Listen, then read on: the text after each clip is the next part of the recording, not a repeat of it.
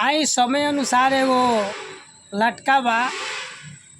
लटका से झटका तो ढेर लोग के लागी, तो जरूर हमरा आशा बा कि कमेंट करी, सब्सक्राइब जरूर करी। ताई एगो कविता के माध्यम से संसारिक लटका बा कि सासू से झगड़ा करके भगली झझक के, सासू से झगड़ा करके भगली झझक के, भइल रहे बारिश खूबे भभक के, माने खूब धमका के बारिश भई रहे। तो रास्ता रहे पातर लागल रहे काई, रास्ता रहे पातर लागल रहे काई, या रास्ता में गिरल बारी दौड़ रे माई, भागल बारी राते में तो गिरल बारी रास्ता में, चिल्ला तारी कि दौड़ रे माई बचाओ।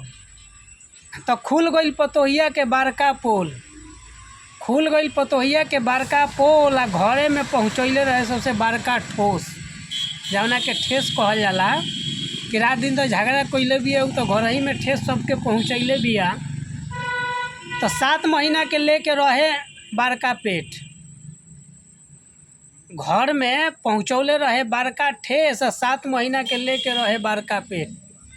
घरे में 7 महीना के रखले बा, लेकिन केहू के पता नहीं के। तो सब दिन रहे लइका बहरा, सब दिन रहे लइका बहरा, आ घर ही में सबका से करत रहे, पढ़ौले रहे ककारा। सब दिन लइका रहे बहरा, घर ही में सबका के पढ़ौले रहे ककारा। तो पूछत रहे लोग कहवा लगले खरोच, लोग पूछलक कि इतना बड़का ही ते केस कहाँ कैले।